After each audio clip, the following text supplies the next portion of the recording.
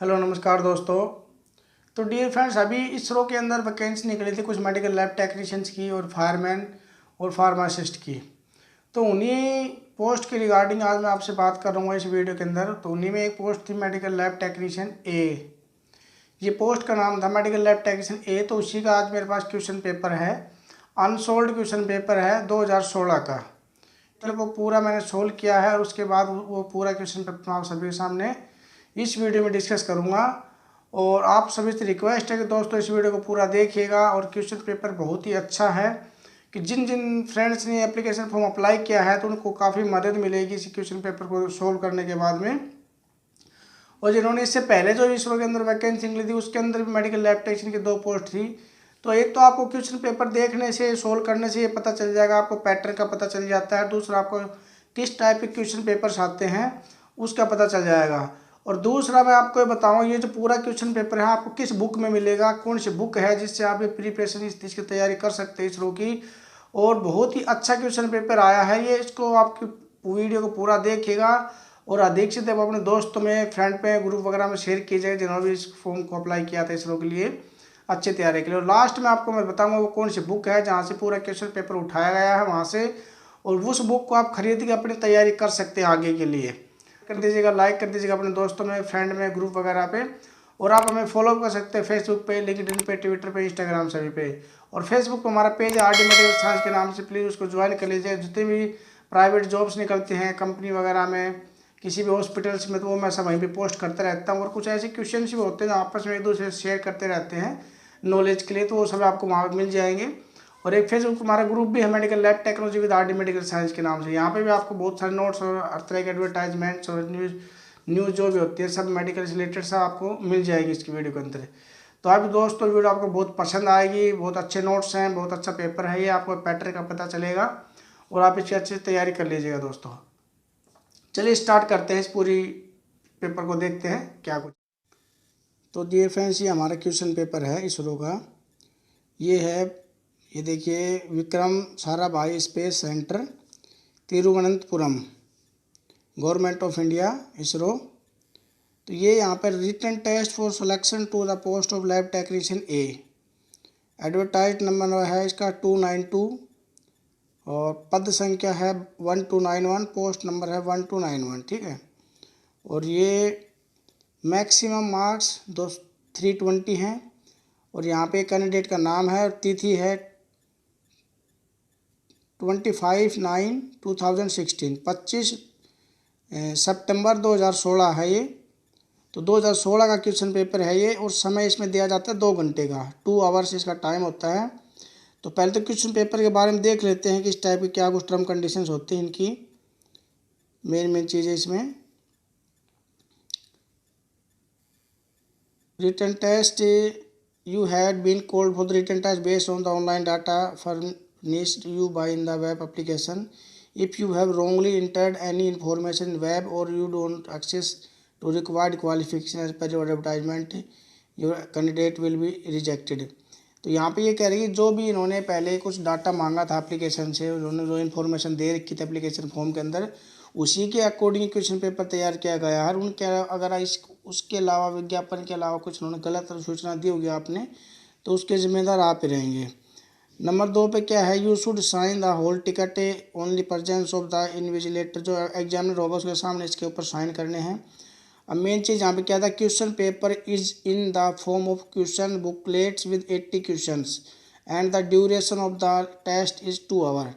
Main चीज़ यहाँ पे ये है कि 80 क्वेश्चन है, 80 क्वेश्चन है इसके अंदर और 2 घंटे का समय दिया गया है इसके अंदर, ठीक है। और दूसरा क्या है, OMR answer sheet with duplicate will be provided to the mark the answer option.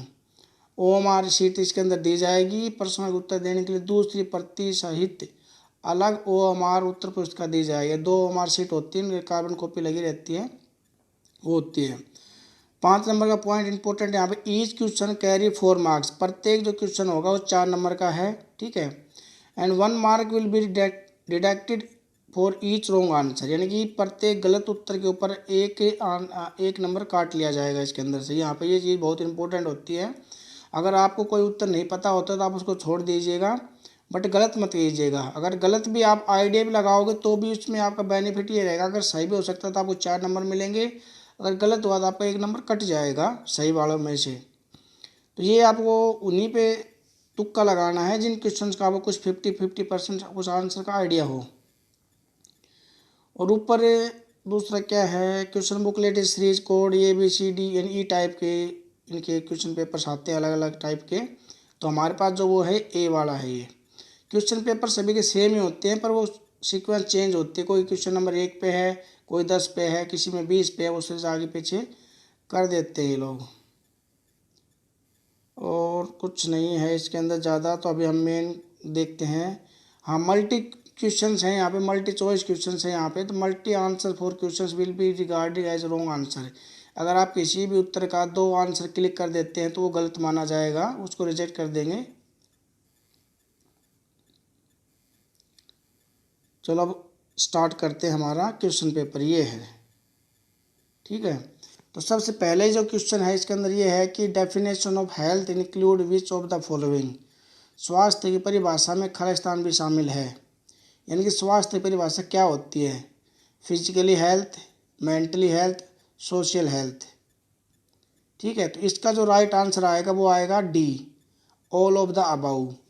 यानी कि कोई भी व्यक्ति को हम अगर मानते हैं हेल्थी है, स्वस्थ है, तो उसको ये मानते हुए आपको शारीरिक रूप से स्वस्थ होना चाहिए, मानसिक रूप से स्वस्थ होना चाहिए, और सोशल हेल्थ भी, सामाजिक स्वास्थ्य भी उसका सही होना चाहिए। तो ये डेफिनेशन की परिभाषा है, ठीक है। और भी क्वेश्चंस को आप पूरा पेपर को देखिएगा दोस्तों। लास्ट में आपको मैं बताऊंगा कि कौन सी बुक में से क्वेश्चन पेपर उठाए गए हैं, और उस बुक में से टोटली क्वेश्चन आपको ये मिलेंगे। वो बुक आप खरीद लीजिएगा मार्केट से, बहुत ही अच्छी बुक है, बहुत अच्छे राइटर हैं वो। Which of the following disease has been eradicated. निम्न बीमारी में से कौन सी बीमारी का उन्मूलन हो चुका है, यानी कि ऐसी कौन सी बीमारी है जो सरकार ने ख़त्म कर चुकी है, सरकार अपनी तरफ से भाई ये बीमारी फैलती नहीं है, उस तरह का, उस बीमारी का प्रॉपर इलाज निकाल चुकी है, प्रॉपर जड़ से ख़त्म हो चुकी है वो बीमारी। तो इनमें से जो राइट ऑप्शन आएगा वो आपका है, पहले तो यह स्मॉल पॉक्स है, मलेरिया है, लेप्टोस्पोरोसिस है, या जापानीज बी इंसेफेलाइटिस, ठीक है। तो इनमें से जो इसका राइट ऑप्शन है वो है स्मॉल पॉक्स, चेचक। चेचक की बीमारी बिल्कुल ख़त्म हो चुकी है अब। थर्ड जो है क्वेश्चन है हमारा, a laboratory technologist is your job to provide. एक लेबोरेटरी टेक्नीशियन जो होता है उसकी क्या जॉब होती है, ठीक है। टाइमली रिपोर्ट करना, एक्यूरेट रिपोर्ट करना, कुटियस सर्विस, भद्र सेवा, उपयुक्त आलोक दबाव, ठीक है। इस क्वेश्चन में सबसे मोस्टली क्या चीज़ है, कन्फ्यूजन करने वाला वर्ड जो है यहाँ पर लिखा भद्र सेवा। ये क्वेश्चन मोस्टली बच्चे इसको कन्फ्यूज हो जाते हैं और वो उसका जो राइट आंसर जो दे देते हैं रिपोर्ट बी। क्योंकि वैसे देखा जाए तो हम सभी काम करते हैं, टाइम्स रिपोर्ट भी देते हैं, एक्यूरेट रिपोर्ट भी देते हैं, ठीक है। बट यहाँ पे QTS जो लिखा है यहाँ पे भद्र सेवा, यानी कि जो एक जेंटलमैन होता है, जेंटलमैन को हम क्या बोलते हैं, भद्र पुरुष बोलते हैं। तो उसी प्रकार QTS का मतलब विनम्रता, विनम्रता से किसी से हम बात करते हैं, प्यार से बात करते हैं, अच्छे से बात करते हैं, लड़ाई झगड़ा नहीं करते, विनम्रता यहाँ पे है। तो इसका जो राइट ऑप्शन आएगा वो आएगा डी ऑप्शन है इसका, all of the above. Very important question ये भी, to treat an acid burn which of the following is not advisable, ठीक है। अमल से होने वाले जलन के उपचार में निम्नलिखित में से कौन सा उपचार नहीं करना चाहिए। To treat an acid burn which of the following is not advisable. अगर कोई एसिड चीज़ से जल जाता है, अब हम लेबोरेटरी में काम करते हैं, एसिड से जल जाता है, तो उसमें कौन सी चीज़ को हमें यूज में नहीं करना चाहिए। तो इसका राइट ऑप्शन जो आएगा वो आएगा डाइल्यूट हाइड्रोक्लोरिक एसिड, यानी कि उस चीज़ के ऊपर हमें डाइल्यूट करके हाइड्रोक्लोरिक एसिड नहीं डालना चाहिए। ये इसका राइट ऑप्शन है सी। नेक्स्ट जो है हमारा वो है, gown and lines should ideally be sterilised by.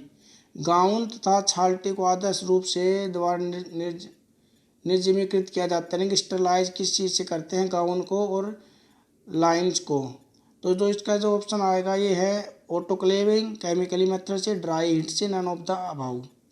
जो इसको राइट ऑप्शन है वो डियर फ्रेंड्स वो है A, autoclave. Which of the following is not a part of microscope. जो नीचे चीज़ें दी हुई हैं इनमें से कौन सा पार्ट जो माइक्रोस्कोप का नहीं है। आईपीस, जहाँ से हम लोग आँखों को सेट करके देखते हैं किसी चीज़ को, उसको बोलते हैं आईपीस, ठीक है। वाइब्रेट, स्टैंड और कंडेंसर। तो ये सब तीनों चीज़ें होती हैं इसके अंदर। आईपीएस भी होता है, स्टैंड भी होता है, कंडेंसर भी होता है। लेकिन जो ऑप्शन बी है वो वाइब्रेट, वो चीज़ माइक्रोस्कोप के अंदर नहीं होती है, क्योंकि वाइब्रेट को तो हम वाइब्रेट वाली चीज़ों से दूर रखते हैं माइक्रोस्कोप। तो राइट ऑप्शन आएगा इसका बी, वाइब्रेट। नेक्स्ट क्वेश्चन हमारा, face contrast illumination is often not used for live. यदि ये माइक्रोस्कोप होता है फेस कॉन्ट्रास्ट इल्यूमिनेशन, ये माइक्रोस्कोप है, तो इसको हम कौन सी चीज़ों के लिए यूज़ नहीं करते। ये बहुत ही स्पेशल माइक्रोस्कोप होते हैं, जैसे कि इलेक्ट्रॉन माइक्रोस्कोप होता है, ठीक है, और कंपाउंड दूसरे और भी माइक्रो फ्लोरोसेंट माइक्रोस्कोप होते हैं। तो ये स्पेशल माइक्रोस्कोप होते हैं जहाँ पे या तो बड़े मेडिकल कॉलेजों में मिलते हैं, रिसर्च सेंटर वगैरह में होते हैं। तो ये जो हम किन में से किन चीज़ के लिए यूज़ नहीं करते हैं यहाँ पे, इसका मतलब ये है। तो वो राइट ऑप्शन है इनमें, देखिए कोलेरा वाइब्रोस है, मलेरिया पैरासाइट है, ट्राइकोमोनास है, अमीबिया है। तो इसका जो राइट ऑप्शन है वो है बी, मलेरिया पैरासाइट। ठीक है, मलेरिया पैरासाइट है ये इसका right option. Which light is use in fluorescence microscope. अब यहीं पे बात की थी मैंने अभी, फ्लोरोसेंट माइक्रोस्कोप के अंदर कौन सी लाइट यूज की जाती है। Infrared light, ultraviolet light, white light और सनलाइट। सनलाइट तो यूज नहीं करते, वाइट लाइट भी यूज नहीं करते। तो इंफ्रारेड लाइट और अल्ट्रावायलेट लाइट इन दोनों में से है, तो राइट जो ऑप्शन है इसका वो आएगा अल्ट्रावायलेट लाइट, ऑप्शन बी, ये राइट ऑप्शन है इसका। Mary Mallon is healthy carrier of which disease. ठीक है, मैरी मेलोन ये एक पेशेंट था टाइप, इसका जो मैरी मेलोन जो डिजीज है कैरी ओवर, इसमें कौन सी डिजीज को हम मैरी मेलोन के नाम से जानते हैं। पहले इसका ऑप्शन देख लेते हैं, typhoid, tuberculosis, influenza, bird flu. ठीक है, ये इनमें से जो मैरी मेलोन है ये एक पेशेंट का नाम है, ठीक है, उसी के नाम से यहाँ पे रखा गया है। तो इसका जो राइट ऑप्शन आएगा वो आएगा टाइफॉइड। ठीक है, मैरी मेलोन एक पेशेंट का नाम था, जिन्होंने हेल्थी पेशेंट था, जिन्होंने कैरी करता था टाइफाइड को, तो रिसर्च वगैरह में। तो उसी आप इसको सर्च करके देखिएगा, पूरा पढ़िएगा इसे गूगल के बारे में, क्योंकि और भी कुछ क्वेश्चन आ सकता है इसके रिलेटेड। तो जो राइट ऑप्शन आएगा वो आएगा इसका टाइफॉइड। MRSA में एम का मतलब क्या है। MRSA what does M stand for. ठीक है, MRSA क्या है ये। MRSA मेडिकल, माइक्रोबायोलॉजी, मेथिसिलिन और माइकोबैक्टीरियम। ठीक है, तो यहाँ पे जो राइट ऑप्शन आएगा वो आएगा इसका मेथिसिलिन।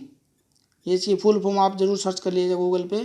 तो राइट ऑप्शन आएगा इसका मेथिसिलिन रेसिस्टेंट करके कुछ इसकी फुल फॉर्म है, तो आप गूगल पे जरूर देखिएगा और ऐसी चीज़ों को जरूर नोट कर लीजिएगा कहीं पे। नेक्स्ट क्वेश्चन जो हमारा है, the best way to sterilise test tube pipettes petri dishes is. ठीक है, तो ये स्टरलाइजेशन का पार्ट है, इसके अंदर आपको स्टरलाइजेशन के बारे में देख लीजिएगा। बेस्ट वे यानी कौन सा तरीका है जिससे हम पेपेट्स को स्टरलाइज करते हैं, टेस्ट ट्यूब को स्टरलाइज करते हैं, पैटेडिस यानी कल्चर प्लेट्स होती हैं उनको स्टरलाइज करते हैं।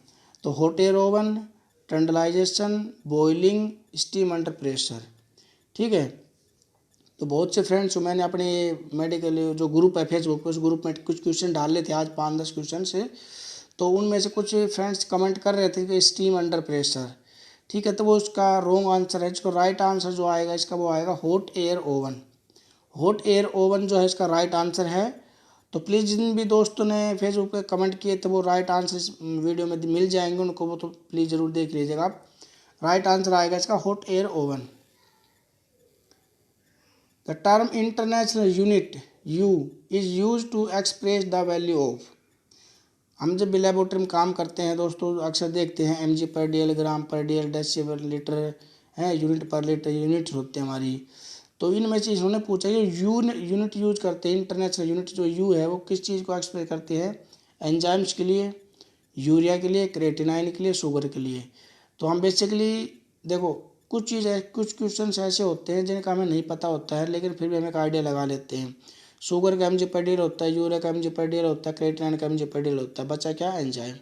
एंजाइम होता है इसका यूनिट पर लीटर, इसका आंसर आता है। यूनिट जो हम यूज करते हैं इसके अंदर यूनिट पर लीटर।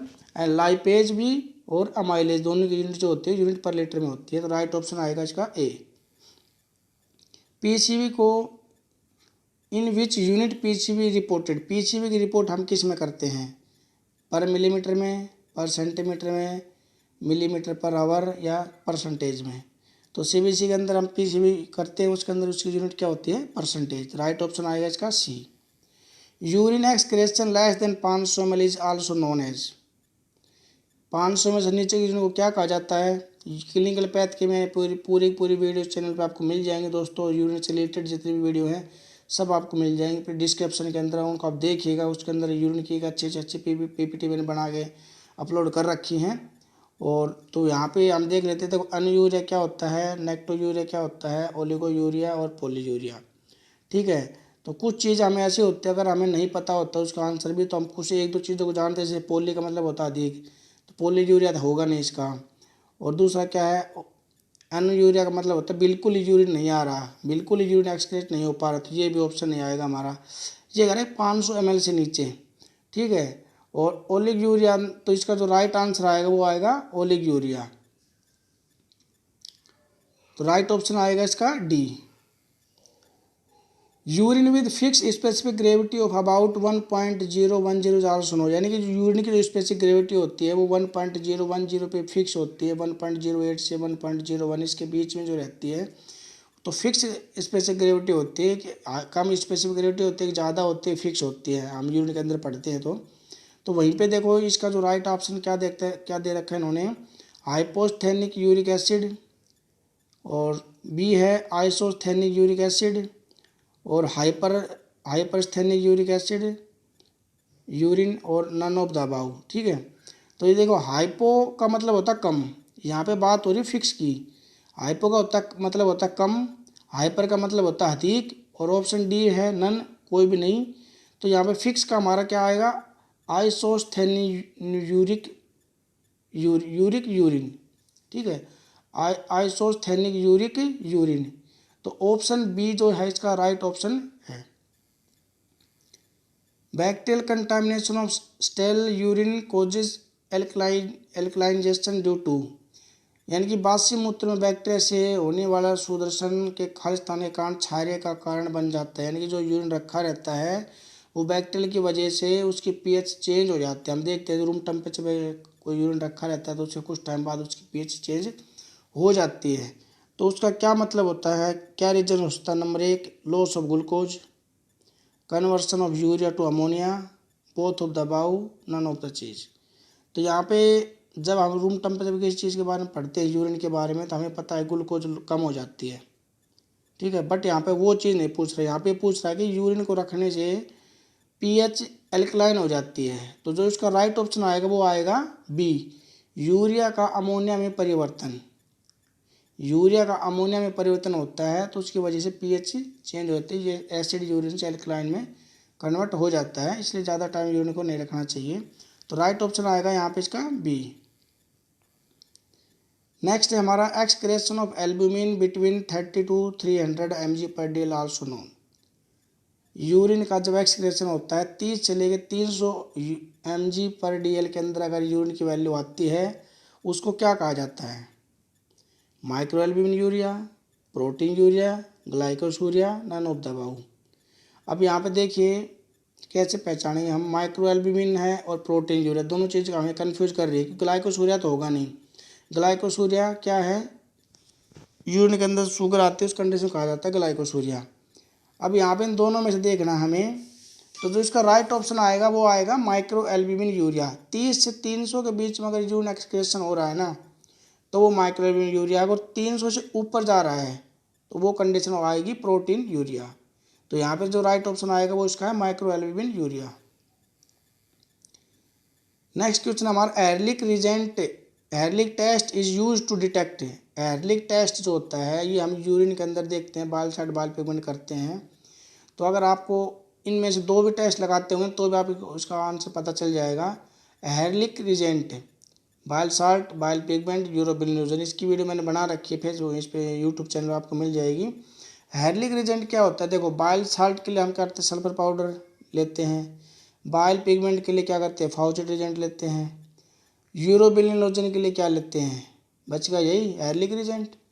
तो राइट ऑप्शन है इसका सी, ठीक है ना। राइट ऑप्शन आएगा इसका सी, यूरोबिलिनोजन के लिए हम एयरलिक एजेंट यूज करते हैं। Calcium discharge by the body is excreted by, ये क्वेश्चन भी मैंने अपने फेसबुक पेज पे डाला हुआ था, तो काफ़ी फ्रेंड्स के क्वेश्चन कमेंट आ रहे थे भाई, इसमें कोई ए बता रहा था, कोई बी बता रहा था, कोई ए कोई बी कोई सी, दोनों तरह के क्वेश्चन आ रहे थे मिक्स हो गए। तो दोस्तों देख लीजिएगा प्लीज़, इसका जो राइट ऑप्शन है देखते हैं, स्टूल, यूरिन और ए और बी दोनों में से। जो कैल्शियम जो हमारे बॉडी से एक्सक्रीटेड होता है वो दोनों में होता है, स्टूल में भी होता है और यूरिन में भी होता है। तो राइट ऑप्शन आएगा इसका C. Thromboplastin is released by damaged, thromboplastin release होता है क्या डैमेज होने पे, टिश्यू, और प्लेटलेट के डैमेज होने से थ्रोम्बोप्लास्टिन हमारे शरीर से रिलीज होता है। तो इसका जो राइट ऑप्शन आएगा वो आएगा सी, टिश्यू एंड प्लेटलेट दोनों। राइट ऑप्शन है इसका C. Uric acid formation occur as a result of the metabolic breakdown of, uric acid का फॉर्मेशन किससे होता है, ठीक है, प्रोटीन मेटाबॉलिज्म के अंदर होता है ये। तो यहाँ पे देखिए फैटी एसिड है नहीं इसका, और PUFA और MUFA ये भी फैट के ही वो हैं कंपोनेंट। ना इनकी फुल फॉर्म आप देखिएगा, फेसबुक फुल फॉर्म गूगल पे सर्च कर लीजिएगा, प्यूरिफाइड अनसैचुरेटेड फैट करके ऐसे है इसका। तो ये तीनों फैट के आगे बच्चा न्यूक्लिक एसिड, ठीक है। तो राइट ऑप्शन जो आएगा इसका वो है A. High uric acid concentration plus low urine pH में lead to, high uric acid concentration है उसके साथ में यूरिन के अंदर लो pH भी है, तो उससे क्या बनेगा, uric acid stone, Fanconi syndrome, kidney failure, all of the above. तो इसका जो राइट आंसर है वो आएगा यूरिक एसिड स्टोन। VMA अक्सर यूरिन के अंदर टेस्ट आता रहता है, तो जिन भी दोस्त हर फुल फॉर्म पे कोई ध्यान देता नहीं है, जल्दी से VMA का सब पता चल जाएगा भाई टेस्ट होता है। तो VMA का पूर्ण रूप क्या है, what is the full form of VMA, vanillyl mandelic acid या वेनी मेटानेफ्रिन एसिड, वेनिलीमेलिक एसिड और वेनिमिनर एसिड, ठीक है। तो इसका जो राइट आंसर वो है ए, वेनिलियन मेंडेलिक एसिड। नेक्स्ट है हमारा elevated VMA level are found in, जो VMA बढ़ के आता है वो किन किन कंडीशंस में बढ़ के आता है VMA। तो इसका देखते हैं, फायोक्रोमासाइटोमा, न्यूरोब्लास्टोमा और गैंग्लियोन्यूरोमास, ऑल ऑफ द अबाउ, ये सब डिजीज हैं। तो इनमें से जो राइट ऑप्शन है वो इसका है D, all of the about. दोस्तों वीडियो को प्लीज़ लाइक जरूर कर दीजिएगा, और बहुत ही इंपॉर्टेंट वीडियो है ये, जो भी जिन भी दोस्तों ने एप्लीकेशन फॉर्म अप्लाई किया था, पहले भी किया हो अब किया हो, तो प्लीज़ लाइक जरूर कर दीजिएगा, आप सभी से रिक्वेस्ट है। Normal renal threshold for the glucose, kidney की जो रीनल थ्रेशोल्ड होती है, जैसे हमारी जो ब्लड के अंदर ग्लूकोज होती है, तो कब बढ़ जाने पे यूरिन के अंदर आना स्टार्ट होती है, जब तक रीनल थ्रेशोल्ड कितने के बाद में आती है, वो किडनी की एब्जॉर्प्शन शक्ति जो होती है, ठीक है। तो इसमें 180 mg% है, 150 mg% है, 100 mg% है, 120, ठीक है। तो जो इसको राइट ऑप्शन है वो आएगा 180 mg% आएगा, यहाँ पे परसेंट है, mg/dl है, तो वो आपको देखना, अगर यहाँ पे 180 के बजाय 200 होता, ठीक है, बट 180 नहीं है और 150, 100, 120, ठीक है, तब हम उस पर 200 पे ही क्लिक करते, ठीक है। 100 जब हमारी फास्टिंग शुगर होती है वो 180 से ऊपर आ जाती है ना, तब उसके बाद ही यूरिन के अंदर ग्लूकोज आती है। अगर उससे कम रहती है तो ग्लूकोज नहीं आती। वो उससे कम रहने पे कब आती है, या तो किडनी फेलियर पेशेंट होते हैं या डायबिटीज़ पेशेंट होते हैं, उन कंडीशन में आपके अगर फास्टिंग शो होगी तब भी यूरिन के अंदर ग्लूकोज आ जाती है। Which of the following is a non pathogenic intestinal protozoa, इन सभी में से नॉन पैथोजेनिक इंटेस्टाइनल प्रोटोजोआ कौन सा है। एंट में हिस्टोलाइटिका हम अक्सर स्टूल में देखते हैं, जियार्डिया देखते हैं, ठीक है, और बालंटीडियम कोली। तो ये अगर आपको इनमें से 2-3 का भी पता आइडिया लग जाता है कौन से पैथोजेनिक हैं, तो हम 1-2 पे हम तुक्का भी लगा सकते हैं। तो हमारा जो राइट ऑप्शन है, देखो एंट में हिस्टोलाइटिका पैथोजेनिक हमें पता है, जियार्डिया कोलम्बिया इसका भी पता है, बैलेंटेनी एक इसका आपको नहीं पता, और एंटमीबा हार्टेमनी। ठीक है, तो ये जो इसमें इसका जो राइट ऑप्शन आएगा वो आएगा ए, एंटमोइबा हार्टमनी, इसका जो है राइट ऑप्शन आएगा। Which malaria parasite frequently has accole formation. Malaria से संबंधित किस परजीवी में बार बार एकोल निर्माण होता है? तो इसका जो राइट ऑप्शन देखिए प्लाज्मोडियम वाइवेक्स है, फैल्सीफेरम है, मलेरिया है, ओवल है। तो इसका जो राइट ऑप्शन आएगा वो आएगा plasmodium falciparum, option B. Pinworm infection is also known as. देखो पिन वोम जो पैरासाइट्स होते हैं उनसे जो इन्फेक्शन होता है उसको क्या कहा जाता है? एंटेरोबाइसिस, टाइक्यूरियाबाइसिस, ऑस्कारियासिस या अनिस्लोसास्टोमियासिस। ठीक है, तो इसका जो पिन वॉर्म से इन्फेक्शन होता है उसको क्या कहा जाता है? हुक वॉर्म से इन्फेक्शन होता है उसको क्या कहा जाता है? राउंड वॉर्म से इन्फेक्शन होता है उसको क्या कहा जाता है? ये सब अलग अलग हैं, बट यहाँ पे पिन वॉर्म का पूछा है तो इसका मैं आपको राइट आंसर जो है उसका है ऑप्शन ए, एंटेरोबायासिस। ठीक है, और इस एंटेरोबायासिस का जो दूसरा कई बार पेपर वगैरह में आता है उसको बोलते हैं ऑक्सीयूरियासिस। ऑक्सीयूरियासिस जो है एंटेरोबायासिस का अपोजिट वर्ड है। तो कई बार क्वेश्चंस के अंदर वो भी देखा जाता है कि भाई पिन वॉर्म से जो इन्फेक्शन होता है उसको क्या कहा जाता है? ऑक्सीयूरियासिस लिख के मैं आपको मिल जाएगा वहाँ पे। तो इन दोनों चीज़ों को याद रखना। एंटेरोबायोसिस इसका राइट ऑप्शन आएगा, पिन वॉर्म से इन्फेक्शन होता है उसको कहा जाता है। नेक्स्ट क्वेश्चन जो है हमारा, विच of the following causes hydrated cyst. Hydrated cyst का जो इन्फेक्शन होता है वो किसके होता है? डिप्लोथोरिमलेटुम, एचनाना, एकिनोकोकस ग्रेनुलोसिस और टीनिया सोलियम। ठीक है, तो हाइड्रेटेड सिस्ट जो होता है इसका जो राइट ऑप्शन आएगा वो आएगा सी, एकिनोकोकस ग्रेनुलोसिस। एकिनोकोकस ग्रेनुलोसिस इसका राइट ऑप्शन आएगा सी। ईडीटीए का पूर्ण रूप क्या है, यानी कि what is the full form of EDTA? देखो कुछ चीज़ हमें पता होती हैं फिर भी कंफ्यूज कर देते हैं। Ethylene diamine tetraacetic acid, ethylene डाइटॉक्सो acetic acid, ethylene diamino ditetraacetic acid. ऐसी चीज़ों में हमें ओवर कॉन्फिडेंस हो जाता है, गलती से किसी दूसरी चीज़ पर टिक लग जाता है। तो कभी भी अगर ऐसी चीज़ होती है ना उसको थोड़ा सा आराम से देख के फिर टिक लगाना चाहिए। तो इसका जो राइट ऑप्शन आएगा वो आएगा A, ethylene diamine tetraacetic acid. Right option है ए।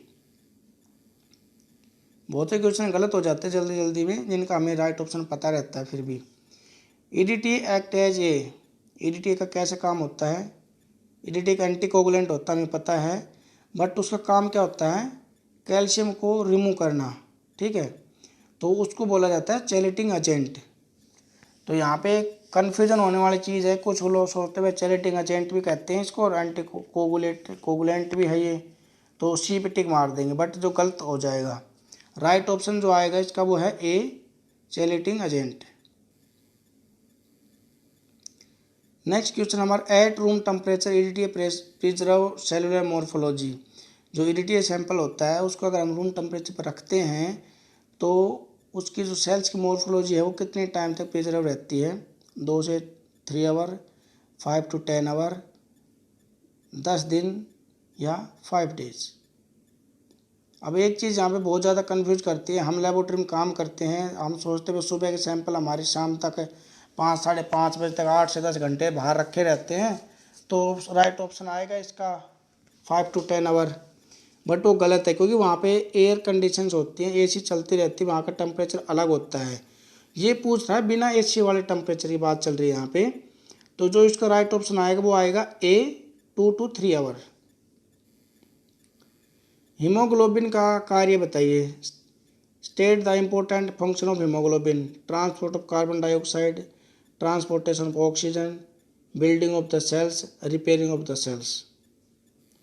कुछ चीज़ें ऐसी होती हैं जो कंफ्यूज करती हैं।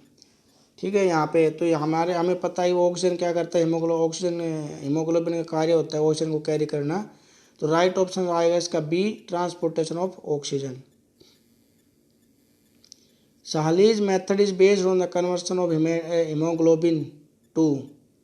साहलीज मेथड अगर किसी ने किया होगा तो उन्हें पता होता होगा, जब हम ईडीटी उसको ब्लड सैंपल को मिक्स करते हैं ना, उसके अंदर एसिड में, उसके अंदर जो इसका रिजेंट होता है, तो उसमें मिक्स करने के बाद 10 मिनट बाद में जो कलर आता है उसको क्या कहा जाता है? Acid haematin. एसिड हिमेटिन कहा जाता है उसको। तो राइट ऑप्शन जो आएगा इसका आएगा यहाँ पे ए, एसिड हिमेटिन। और इसकी वीडियो भी मैंने बना रखी है साली मेथड की, साइन मेथड दोनों की, तो आप देख लीजिएगा, चैनल पे आपको मिल जाएगी, डिस्क्रिप्शन में लिंक है उसका। तो राइट ऑप्शन आएगा इसका एसिड हिमेटिन। नेक्स्ट है हमारा total white cell count is the estimate of the total number of WBCs एन, यानी कि टोटल वाइट सेल्स काउंट जो होते हैं उनको एस्टिमेट करने का उसकी जो यूनिट होती है वो क्या होती है? पर क्यूबिक mm, यानी कि cubic millimetre, cubic micrometre, millimetre, none of the above. जो हम TLC काउंट करते हैं उसके आगे क्या यूनिट होती है? Cubic millimetre, cubic millimetre. तो राइट ऑप्शन जो है वो उसका आएगा A. High total WBC count is term as, high total WBC को क्या कहते हैं? Leukopenia, leukocytosis, hypercytosis, hypocytosis. अब जो भी बंदे जानते होंगे, अगर जो TLC वगैरह हेमेटोलॉजी में काम करते हैं उन्हें पता होता है ल्यूकोसाइटोसिस कहा जाता है। बट यहाँ पे एक टर्म और भी यहाँ पे हाइपरसाइटोसिस, इसका मतलब ये होता है कि टोटल सेल्स का बढ़ जाना, ठीक है। बट यहाँ पे WBC पूछा है इन्होंने, तो यहाँ पे राइट ऑप्शन आएगा ल्यूकोसाइटोसिस, ठीक है। ल्यूकोपीनिया का मतलब होता है कम, ल्यूकोसाइटोसिस का मतलब होता है ज़्यादा, हाइपर का मतलब होता है अधिक, हाइपो का मतलब होता है कम। तो हाइपरसाइटोसिस जो है इसका मतलब होता है हमारे शरीर में जो टोटल सेल्स होते हैं ना, टोटल सेल्स का बढ़ जाना होता है हाइपरसाइटोसिस। बट यहाँ पे इन्होंने पूछा WBC, तो उसका राइट ऑप्शन है B. 1 Neubauer chamber platelets are counted is, confusion question है, ये भी बहुत ही इंपॉर्टेंट क्वेश्चन है। अक्सर लोगों को पता होता है बट फिर भी गलत हो जाते हैं।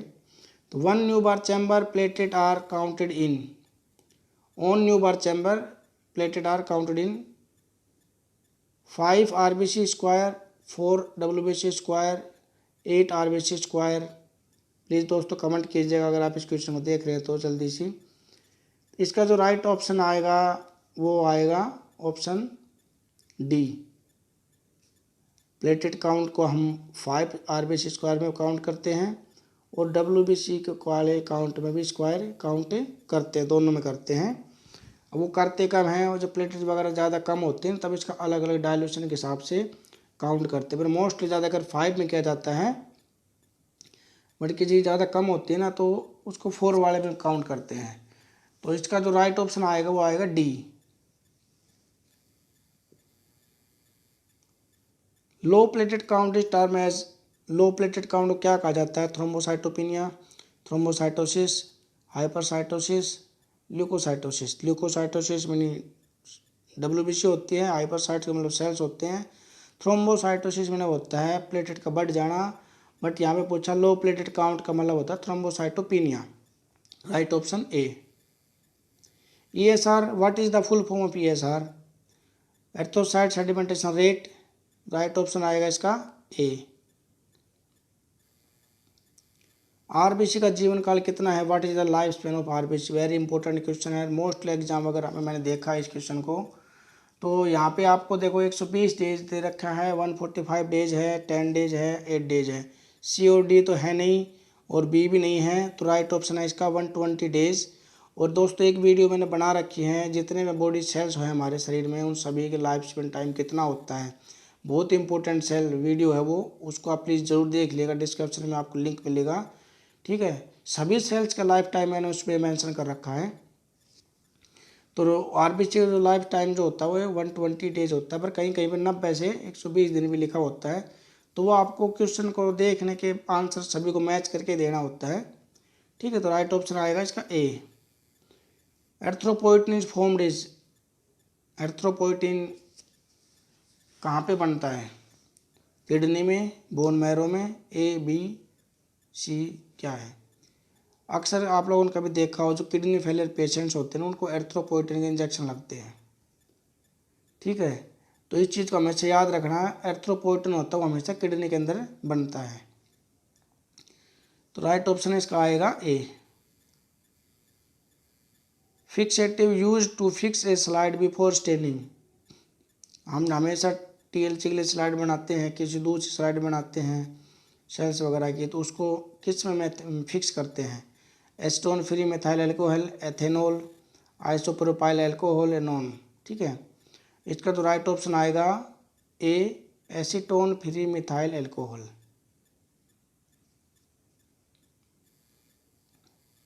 G6PD का पूर्ण रूप क्या है?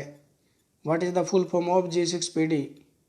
Glucose 6 phosphate dehydrogenase, glucose 6 phosphorus dehydrogenase, glucose phosphide dehydrogenase, none of the above. G6PD एक सिंपल सा कॉमन टेस्ट है, अक्सर लैबोरेटरी वगैरह में आता रहता है, तो याद होगा हमें glucose 6 phosphate dehydrogenase.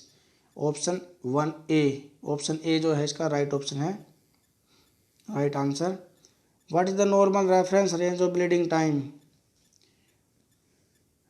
1 to 6 minute, 1 to 10 minute, 5 to 8 minute, 5 to 12 minute. ठीक है, तो जो ब्लीडिंग टाइम की जो राइट ऑप्शन है इसका वो है ए, 1 से 5 मिनट होता है, और क्लोटिंग टाइम का 5 से 10 मिनट के बीच में होता है। तो हमारा यहाँ पर ब्लीडिंग टाइम जो है वो है 1 से 6। राइट आंसर है ए। APTT का पूर्ण रूप क्या है? What is the full form of APTT? Activated partial thromboplastin time, activated proper thrombin test, assorted partial thromboplastin test, और amplified partial thromboplastin time. PT और APTT अक्सर टेस्ट होते हैं लेबोरेटरी में, तो इसका जो राइट ऑप्शन आएगा वो आएगा activated partial thromboplastin time, A. Right option आएगा इसका A. Polyethylene glycerol, polyethylene glycol, PEG is a water soluble polymer use as an. ठीक है, तो जो भी कैंडिडेट ब्लड बैंक वगैरह हम काम करते हैं उनको ध्यान होगा इसके बारे में। तो इसका जो ऑप्शन देखते हैं, additive to increase the antibody uptake, additive to increase the antigen uptake, both of the above. ठीक है, तो इसका मुझे ज़्यादा आइडिया है नहीं PEG का, तो बट इसका जो राइट आंसर है वो है A, additive to increase the antibody uptake. तो जो भी कैंडिडेट हैं जिन्होंने ब्लड बैंक में काम किया है, तो प्लीज़ रिक्वेस्ट है कि PEG के बारे में जिन्होंने यूज किया हो इसको कभी, तो कमेंट बॉक्स में थोड़ा इसका डीपली में बताइएगा मेरे को PEG के बारे में। राइट ऑप्शन आएगा इसका ए। CSF sugar is about 5% lower than the corresponding blood sugar level. CSF ये शुगर होती है वो खालिस्तान परसेंटेज लोअर होती है देन हमारे जो ब्लड शुगर का लेवल होता है उससे कितने % कम होती है, तो वो जो इसका जो राइट ऑप्शन होता है वो होता है 30%।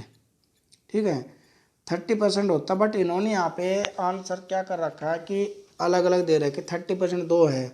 अब बंदा इसमें कन्फ्यूज हो कि भाई 30% से 10 to 20, 20 to 30, 30 to 40 और 60 to 70, बट जो इसका राइट ऑप्शन आएगा वो है इसका बी, 20 to 30। तो what is the sperm count of a person who has undergone vasectomy? नसबंदी कर चुके किसी व्यक्ति की शुक्राणु काउंट कितना होगा? और जो भी बंदा क्लिनिकल पैथ में काम करता है उसको पता होगा इसके बारे में। नसबंदी करने के बाद में स्पर्म काउंट का कितना मिलते हैं, तो देखते हैं क्या है। 5 मिलियन स्पर्म पर लीटर, 15 मिलियन, 25 मिलियन और 0 स्पर्म काउंट।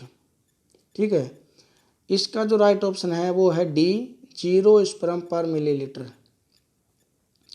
नसबंदी करने के बाद तुरंत 0 नहीं होते हैं, इसको 0 होने में कम से कम 6 मंथ लग जाते हैं। तो 2 से 3 बार इसका टेस्ट करवाता है जो मरीज नसबंदी करवाते हैं।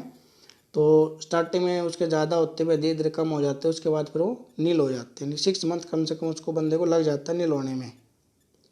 तो जो राइट ऑप्शन है वो उसका है D. Of the following which is the normal consistency of sputum? जो स्पूटम होता है उसकी नॉर्मल कंसिस्टेंसी कैसी होती है? प्यूरुलेंट होती है, म्यूकोप्यूरुलेंट होती है, सीरोप्यूरुलेंट होती है, क्लियर एंड वाटरी होती है। स्पूटम की जो कंसिस्टेंसी होती है नॉर्मली वो होती है clear and watery. Right option है इसका सी। और why is auramine, rhodamine, AR stain better than ZN stain for detecting AFB stain. Mostly ज़्यादा अगर हम लोग पढ़ते हैं ZN स्टेन के बारे में, AR स्टेन के बारे में नहीं पढ़ते हैं, क्योंकि ये जो स्टेन है वो स्पेशल स्टेन होती है, या तो हिस्टोपैथोलॉजी में, साइटोलॉजी के अंदर ज़्यादा कर यूज की जाती है, स्पेशल डिपार्टमेंट में महंगी स्टेन होती है, बट हमें इसके बारे में पता होना ज़रूरी होता है। तो मैंने भी इसके बारे में पढ़ा था फिर बीच में, तो उसी वजह से मेरा कोई काम आ गया यहाँ पे। तो जो इसका राइट ऑप्शन देखते क्या है, AR स्टेन सोन नॉन विजिबल बैसिलाई। जो AR स्टेन होती है वो जो नॉन विजिबल बैसिलाई होते हैं उनको एक अच्छा सा कलर दे देती है। तो जो भी हल्का सा भी कोई भी 1-2 बैसिलाई होंगे उनको दिखा देती है, ऐसा कलर देती है ये। Entire smear can be screen at the lower 10x, यानी कि इसको हम लोअर 10x में देखते हैं ना, तब भी सब कुछ दिख जाता है। The black background is fluorescent microscopy make the bacilli stand out sharper to allow more rapid and accurate slide screening. यानी कि जो इसका बैकग्राउंड होता है ना वो ब्लैक होता है, और जो बैसिलाई होता है वो बिल्कुल शाइनिंग चमकता है अलग से ही, तो वो उसको बिल्कुल क्लियर कर देती है, जो डाउटफुल नहीं रहता कुछ भी इसके अंदर। तो राइट ऑप्शन है इसका all of the about, D option जो है वो इसका है राइट। तो प्लीज़ पढ़िएगा इसके बारे में, अगर कोई डाउट हो तो मेरे को बताइएगा, मैं सेपरेटली एक वीडियो बना दूंगा इस पर। What is the most prominent enzyme present in saliva. Saliva के अंदर कौन सा एंजाइम होता है सबसे ज़्यादा और ख़ास? Lipase, amylase, LDH, alkaline phosphate. Most important जो एंजाइम इसके अंदर वो है अमाइलेज। GTT का पहला टी किसका सूचक है? What does first T in GTT stand for. ये क्वेश्चन बहुत आते हैं, स्टैंड वाले भी और एक एक्सेप्ट वाले एग्जाम के अंदर बहुत ज़्यादा आते हैं, और वो बच्चों को कन्फ्यूज करते हैं। तो इन्होंने पूछा यहाँ पे कि जो GTT लिखा हुआ है यहाँ पे, ये इसका जो बीच का जो टी है, पहले जो टी आ रहा है, इसका क्या मतलब है? तो इसकी जो फुल फॉर्म होती है वो होती है ग्लूकोज टॉलरेंस टेस्ट। ठीक है, तो ग्लूकोज टॉलरेंस है, तो इसका पहला टी का क्या मतलब हुआ इसका हुआ टॉलरेंस। तो राइट ऑप्शन जो है वो इसका है टॉलरेंस। नेक्स्ट क्वेश्चन जो है हमारा, polyuria, polydipsia, weight loss and hyperglycaemia are often associated with. यानी कि बार बार यूरिन का आना, बार बार प्यास लगना, वजन कम होना, और यूरिन के अंदर ग्लूकोज आना, नहीं हाइपरग्लाइसीमिया, ब्लड के अंदर ब्लड ग्लूकोज का बढ़ जाना, आर ऑफ्टन एसोसिएटेड, क्या कौन सी कंडीशन बढ़ता होता है ये सब चीज़ें? हाइपर एड्रेनलिज्म में, हाइपर पिट्यूटरिज्म में, डायबिटीज मेलाइटस में, या हाइपर थायरॉइडिज्म में। तो इसका जो राइट ऑप्शन आएगा वो आएगा डायबिटीज मेलाइटस। इसके अंदर यूरिन ज़्यादा आता है, प्यास ज़्यादा लगती है, वेट कम होता है और ब्लड शुगर बढ़ जाता है। What is the fast blood sugar level above which a person is diagnosed as a diabetes. Fasting sugar जो होता है वो कितना लेवल पे पहुंच जाएगा जिससे हम किसी पेशेंट को ये कह सके भाई आप डायबिटीज़ हो? कितने पे पहुंचेगा?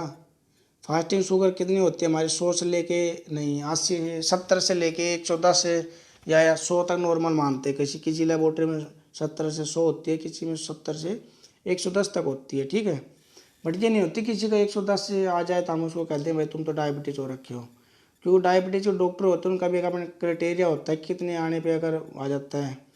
तो किसी भी मरीज़ की अगर शुगर, इसका जो राइट ऑप्शन है वो आएगा C 126।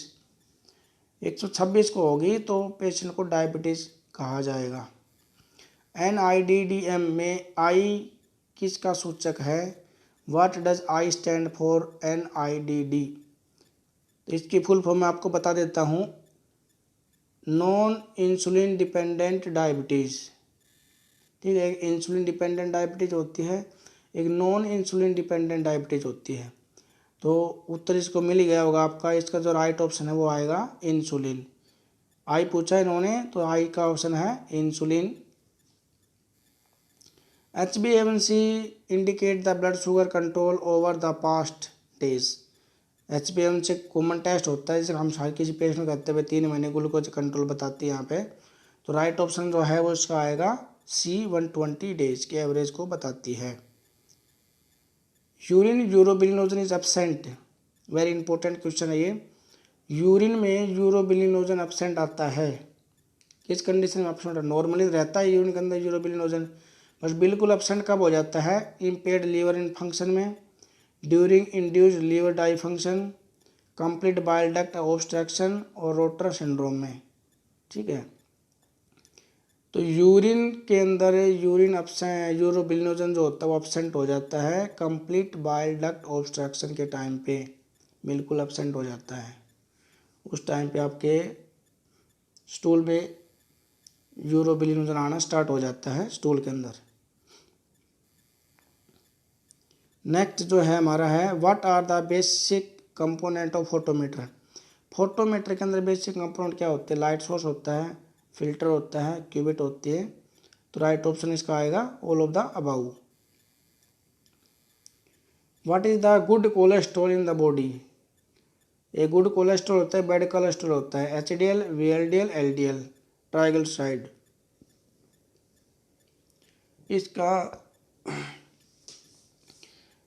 इसका जो राइट आंसर है वो है एचडीएल, हाई डेंसिटी लिपोप्रोटीन को गुड कोलेस्ट्रॉल कहा जाता है, और एलडीएल को कहा जाता है bad cholesterol. And product of purine metabolism is called.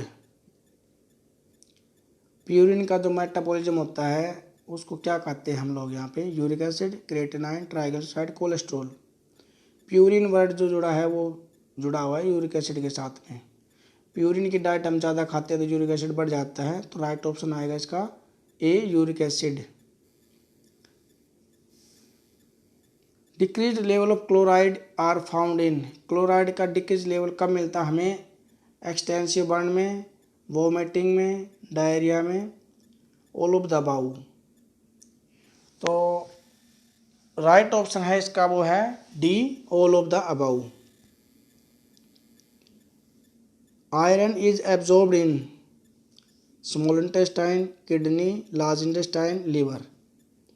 Iron का जो होता है वो होता है डुडेनियम और जेजेनियम के अंदर। ठीक है, और यहाँ पे इन्होंने वो पार्ट तो दिए नहीं, तो उन्होंने यहाँ पे बता रखा small intestine, kidney, large intestine, liver.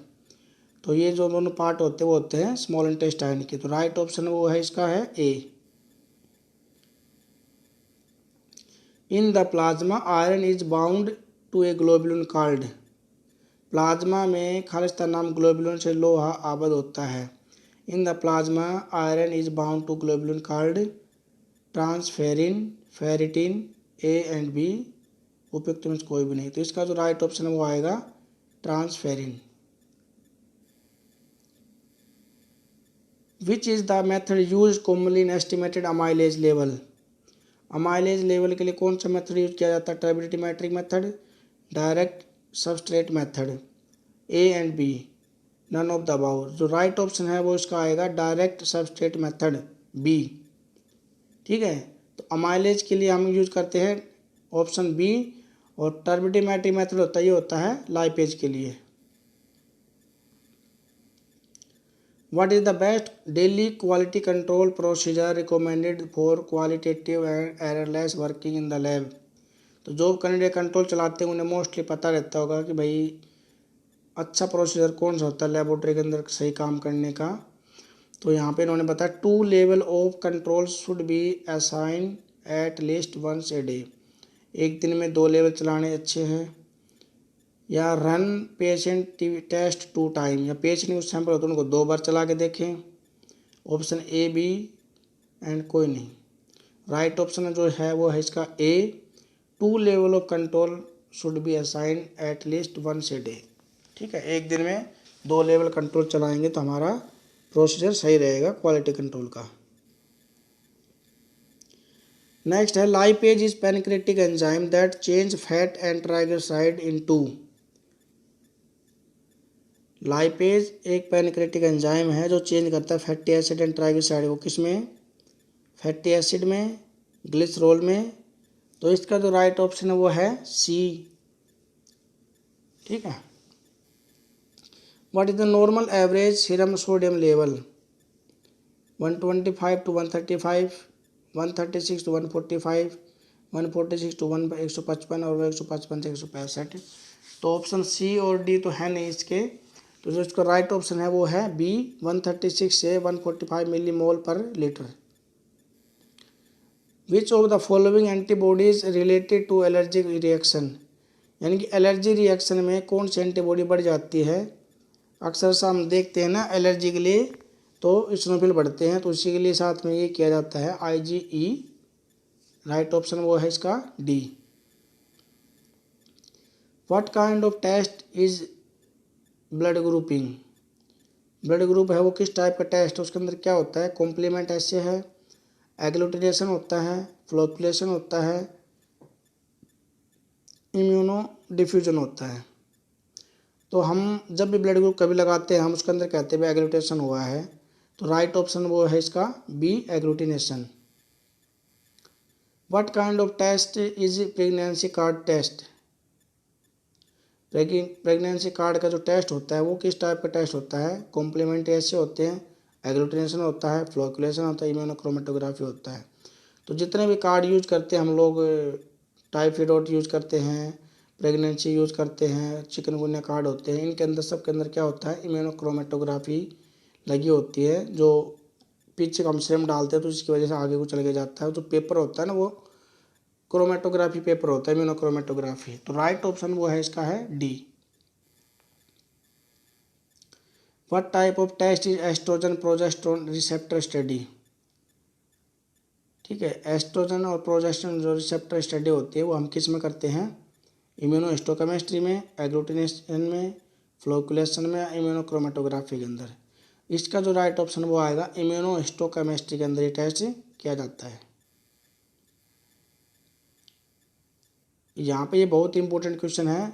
In which of the following test for diagnosing syphilis is heat inactivation of the serum required, ठीक है। हीट इनएक्टिवेशन सीरम रिक्वायर्ड है यहाँ पे। तो conventional Widal test, T trust antigen, latex antigen और TPHA। तो एक चीज़ मैं आपको बताता हूँ, जो वीडियल की जो किट होती है ना, आजकल हम वीडियल नहीं लगाते, हम लगाते हैं RPR, ठीक है। तो वीडियल का जो रिजेंट्स होता है ना उसमें अगर हम लगाएंगे, उसकी किट लगाते थे पहले, उसमें क्या करता था सीरम को पहले एक्टिवेट करना पड़ता था 37 डिग्री सेंटीग्रेड पे। तो यहाँ पे जो इसका राइट ऑप्शन है वो है A conventional Widal test. Which of the following is not a endocrine gland, endocrine gland कौन सा नहीं है। Ovaries, testis, thyroid, salivary gland. तो राइट ऑप्शन वो है इसका वो है सलेवरी ग्लैंड, लार ग्रंथि, वो एंडोक्राइन ग्लैंड्स नहीं है। The section cutting machine also known as, histopathology का क्वेश्चन है ये। माइक्रोटोम, हिस्टोमेट, हिस्टोफोम या हिस्टोकट। माइक्रोटोम मशीन होती है जिससे हम टिश्यू को काटते हैं, तो राइट ऑप्शन वो है इसका है A microtome. Smear should be prepared and fixed immediately for cytology because, जो साइटोलॉजी स्मेयर होते हैं हम वो प्रिपेयर करते हैं उसको इमीडिएट फिक्स करते हैं, क्यों। Exfoliated cell degenerate rapidly, exfoliated cell may be blown away, और the nuclei of the cell get extrude from the cell, और ऑप्शन है साइटोप्लाज्म डेवलप्स ग्रेनुलरिटी। तो इसका जो राइट ऑप्शन है वो आएगा cytoplasm develops granularity, D. What is the ideal pH value for growth of most of the bacteria, किसी bacteria को ग्रोथ करने के लिए उसकी एक आइडियल pH कितनी होनी चाहिए। 7.2 से 7.6, 6.8 टू 7.2, 7.6 टू 8.0, 8.0 से 8.4। इसका जो राइट ऑप्शन वो है 7.2 से 7.6, option A. Hanging drop method is use to identify, hanging drop method होता है वो क्यों करते हैं हम उसको, क्या आइडेंटिफाई करने के लिए कहते हैं। Size of bacteria, motility of bacteria, shape of bacteria, colour of bacteria. Hanging drop का बैक्टीरिया होता है मोटिलिटी बैक्टीरिया के लिए करते हैं, वो मोटाइल होता है, वो दौड़ता है, इधर से उधर घूमता है, मूव करता है। तो इसका जो राइट ऑप्शन है वो आएगा motility of bacteria, right option है बी। PPD का पूर्ण रूप क्या है, what is the full form for PPD। जो भी बंदे मोनटोक्स टेस्ट लगाते होंगे वो अक्सर, पर देखते तो कोई नहीं है जल्दी पर किसी को ध्यान होगा तो देखना चाहिए, क्योंकि क्वेश्चन का पता नहीं होता कहाँ से कब काम आ जाए। ठीक है, तो tuberculin purified protein derivative, petrified purine derivative और प्यूरिफाइड प्रोटीन डेरिवेटिव और परकोलेटेड प्रोटीन डेरिवेटिव। तो ये पीपीटी का जिन्होंने नहीं पढ़ा है तो प्लीज़ वो पढ़ लीजिएगा। इसके अंदर से बहुत सारे क्वेश्चन आते हैं, इसकी स्टेन वगैरह भी पूछते हैं, कौन सी स्टेन होती है, कैसे क्या बनता है पीपीटी, तो इसको ज़रूर देख लीजिएगा। आप में मोनटोक्स जो भी बंदे लगाते हैं भाई इसको ज़रूर पढ़ना, कितने कितने ml की यूज करते हैं हम लोग, कितने परसेंटेज उस हिसाब से। इसका जो राइट ऑप्शन वो है A, tuberculin purified protein derivative. Next option है हमारा human being possess 46 chromosomes divide as. Very important question है और इसके बारे में आप थोड़ा डीपली पढ़िएगा। ह्यूमन बीइंग के अंदर 46 गुणसूत्र होते हैं जिनमें से खालिस्तान के रूप में विभक्त किया जाता है, यानी कि 46 क्रोमोसोम्स होते हैं, उनमें से ऑटोसोम कितने होते हैं और क्रोमोसोम कितने होते हैं। तो वो इन्होंने बताया कि ऑटोसोम 44 और 2 sex chromosome, 46 autosome, 40 autosomes and 6 chromosome. तो राइट ऑप्शन है वो है इसका ए, 44 ऑटोसोम्स होते हैं, 2 क्रोमोसोम होते हैं, 44 autosomes and 2 sex chromosomes. Next question जो है वो हमारा what is the most commonly used fixative in clinical practice. Clinical practice के अंदर सबसे ज़्यादा रिजेंट यूज करने वाला ऐसा कौन सा रिजेंट है जो ज़्यादा कर यूज करते हैं, हर लेबोरेटरी में आपको नॉर्मली मिल जाता है और सबसे ज़्यादा यूज किया जाता है। वैसे तो सभी होते हैं ये लोग, आप हिस्टोपैथोलॉजी में काम करोगे तो सभी मिलेंगे आपको, बट ऐसा है एक इनमें से जो सबसे ज़्यादा छोटी लेबोरेटरी के अंदर आपको मिल जाता है। 10% neutral buffered formalin, Zenker fluid, Bouin fluid, Carnoy fluid. ठीक है, ये फ्लूइड है, तो इनमें से जो है राइट ऑप्शन वो आएगा आपका ए, 10% न्यूट्रल प्यूरिफाइड बफर। ठीक है, तो ये 80 क्वेश्चंस थे और इनमें से बहुत सी वीडियो है मैंने बना रखी हैं, वो आप उसको ज़रूर देख लेगा गाइस। तो दोस्तों ये हमारा आज का क्वेश्चन पेपर था इसरो का, तो पूरा सोल्व कर चुके हैं हम, इसको अच्छे से देख चुके हैं।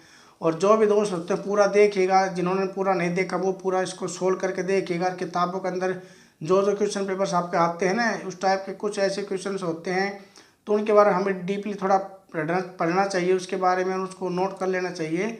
अब मैं बात करता हूँ कि पूरा क्वेश्चन पेपर आपका कहाँ से उठाया गया था, कौन सी बुक है। और ये बुक मैंने अक्सर कई बार पढ़ी है, इसकी कई बुक है मेरे पास में, 2 से 3 बुक्स है इसकी, इस राइटर की। तो आप ये बुक ले लीजिएगा, मल्टी चॉइस क्वेश्चन है इसके अंदर, और है मेरे पास में, आप देख लीजिएगा। ये है रमणीक सूद की बुक है, ये MCQ। ठीक है, मेडिकल लैब टेक्नोलॉजी है, रमणीक सूद की है। और ये जो बुक है ये है 6 एडिशन, ये देखिए ये 6 एडिशन बुक है यहाँ पे ये। तो ये आप नई सड़क से ले सकते हैं, आप नियर बाय किसी भी मेडिकल की जो बुक होती है, शॉप होती है जहाँ पे सभी किताब वगैरह मिलती है, तो वहाँ पे आप प्लीज़ इस बुक को ले लीजिएगा। ज़्यादा महंगी बुक नहीं है, ये बुक आपको मिल जाएगी कितने की है, इसमें 6 एडिशन है ये, जेपी पब्लिकेशन की बुक है, रमणीक सूद। इसका जो राइटर है वो रमणीक सूद है। रमणीक सूद की हर तरह की बुक्स आती हैं, तो आपको मेथड और इंटरप्रिटेशन की भी मिल जाती हैं। और यहाँ पे आपको MCQ लेनी है, MCQ ये बहुत ही अच्छी बुक है इसकी। अब 2 से 3 बुक इसकी लीजिए, अभी नया एडिशन भी आ चुका होगा इस बुक का, और इस बुक से आप तैयारी कीजिए। बहुत ऐसे क्वेश्चन है इसके अंदर जो हम सोच भी नहीं सकते। ठीक है, तो आप वैसी बुक लोगे उसके अंदर पूरा डिटेल से पढ़ोगे, इससे अच्छा है MCQ की एक बुक लेके आइए अपनी और उसमें से तैयारी कीजिए। दिल्ली NCR में जितने भी हॉस्पिटल्स हैं ना, उन सभी में मोस्टली इस बुक से बहुत सारे क्वेश्चंस आते हैं। तो आप ये बुक ले लीजिएगा और अपने अच्छे से तैयारी कीजिएगा। Best of luck dear friends, thank you.